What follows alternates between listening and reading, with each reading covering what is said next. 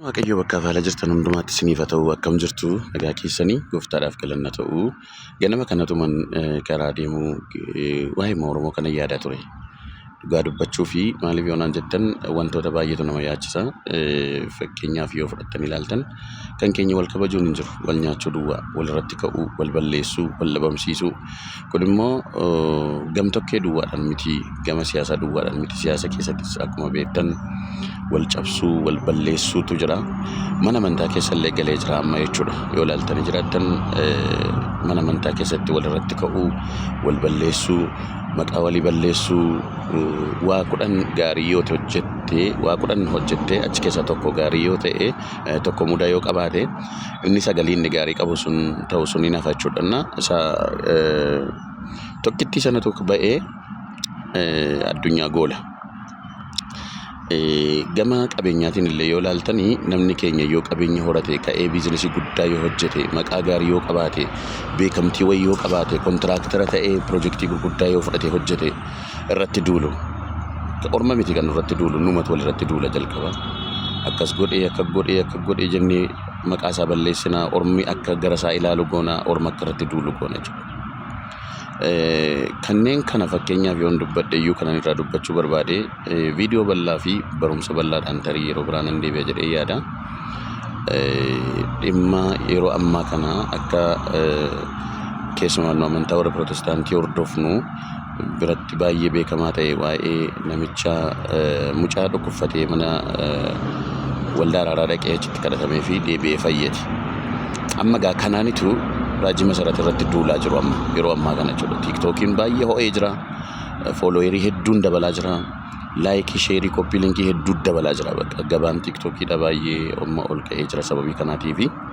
Al tokkicha tiiktookii bantanii waa'ee kanaa dubbannaan dhugaa dubbachuu fi iddoo jiruutu akka kanniisii daraaraa birratti wal waamtee deemtu wal guuree dhufee waa'ima raajii masarata irratti duula.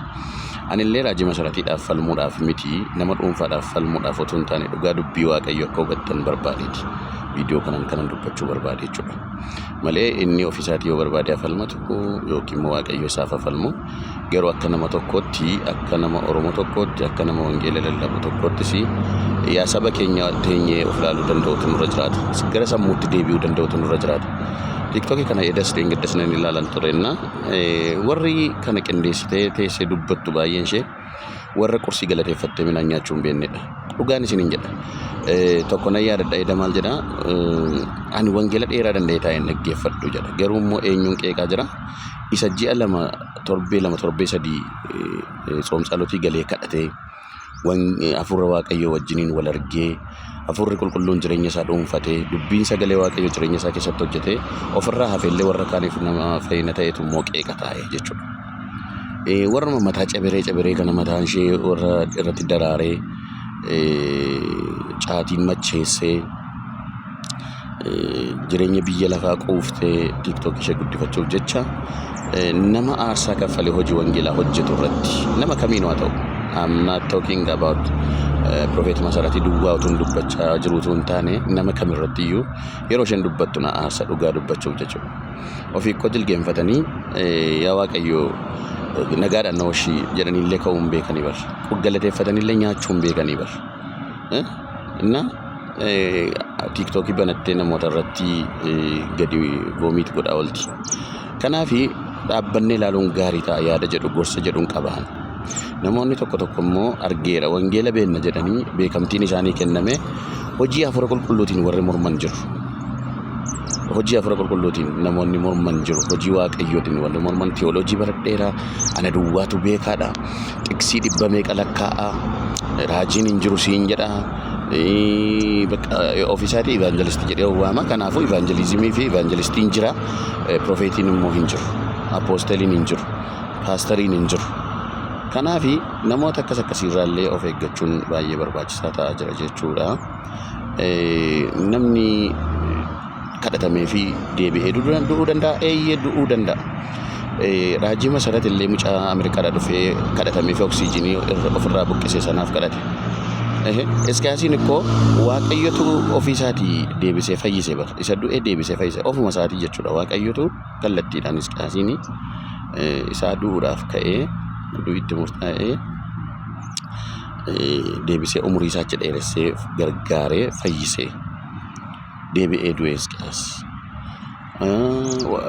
Macaafa Wangeela Yohaannis boqonnaa 11 fudhattanii yoo ilaaltanii Alaazaariin kan du'aa kaase eenyudha? Raajiidha? Raajii miti, profeetii miti, tajaajila wangeelaa miti, Yesuus mataa masaati. Yesuus matu dhaqee mataa du'aa isa kaase Alaazaar deebi'ee du'e gaayis. Intala Yaa'iroosiin dhaqee du'aa kaaseera. Jirti har'a biyya lafaarra hin jirtu deebitee duuteetti gaafa guyyaan ishee gahu.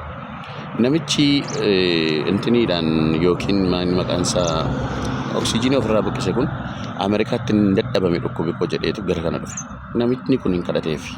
Gaafa inni kadhatuu fi afurri Waaqayyoo isa tuqe.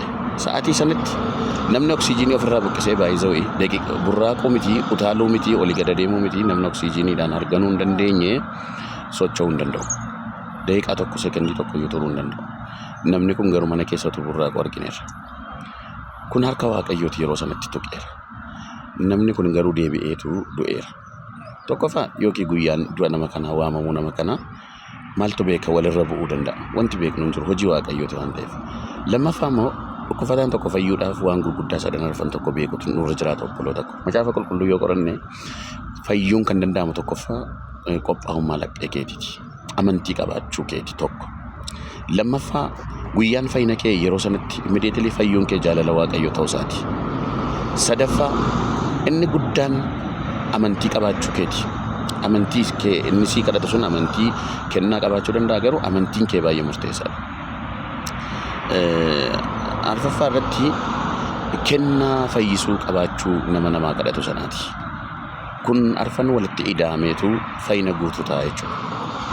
Al tokko tokko Waaqayyo argamee namichi tajaajilu sun amantiif kennaa ittiin fayyisu sana qabaate inni kadhatamuuf garuu amantii hin qabu yoo ta'e, amantii guutuu hin qabu yoo ta'e fayyuu hin danda'u.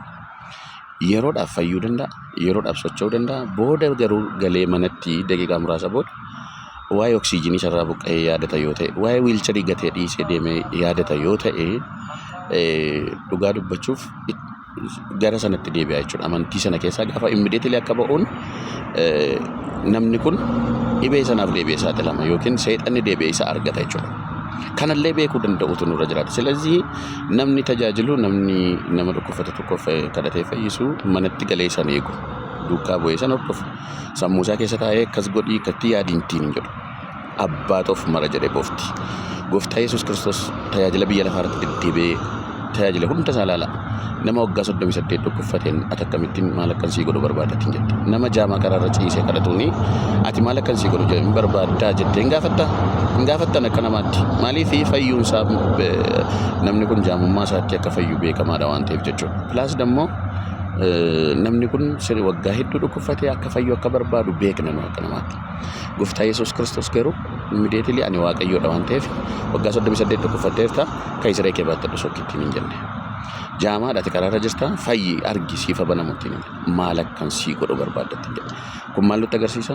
Lapheensaa banamaa ta'uu nutti agarsiisa jechuudha. Lapheen qophaa'ummaan laphee akka barbaachisu nutti agarsiisa jechuudha. Dubartiin waggaa 12 dhiigni ishee dhangala'e koo fayyina ishee manatti xumurtee dhattee bara. Hin fayyite waggaa 12 dhiigni ishee dhangala'ee immediately dhaabbate bara. Kun immoo oksijiiniin koo baay'ee waan intiniidha iyyuuti.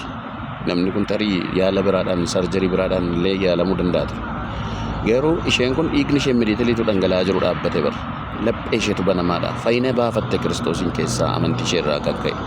Har'as amantii keenyaan Kiristoosiin keessaa fayyina baafachuu hin dandeenyu yoo ta'e nuu kadhatameef hin jiraannu. Nuu kadhatameef fayyinni keenya guutuun ta'u jechuudha. Kanaaf kana hubachuun gaariidha. Silazii namni kuni nama kanaaf hin kadhate yeroo sanatti namni kun socho'eera, mana isaatti galeera. Ergasii booddee immoo yeroon isaa geenyaan du'eera. Ajandaa ta'uu qaba. Namni kun dhugaa dubbachuuf waan baay'ee gaggaarii immoo Waaqayyo ittiin hojjeteera. Namoota dhibee gurguddaa qaban immoo Waaqayyo fayyisee jiraachisaa jira immoo. Fayyanii immoo galanii waggaa tokko booda ji'a tokko booda immoo kan du'anis jiru. Inni kun illee immediately du'eef malee. An nama galee du'e beeka fakkeenyaaf. Namanni immoo fuudhaa galaa ittiin du'es argee beekaan. So dargite dogoggoroonni tokko jiru. Hanqinoonni tokko jiraachuu malu. Kanaafi akka kanatti utuu wal hubannee bareedaadha. Walirratti duuluu adiifnu yaa saba Waaqayyoo. wala guddifannu wala jabeeffannu jabaa keenya jabeeffannu hanqina isaatti himannu wala gorsinu nu keessaa ka'ee outshine godhee waan mul'ateef maaliif irratti duulla maaliif wal irratti duulla guys kotta sammuutti deebinu viidiyoon koo dheeraa tanatti fakkaata waaqayyo isin eebbisu barumsa bal'aadhaan walitti deebina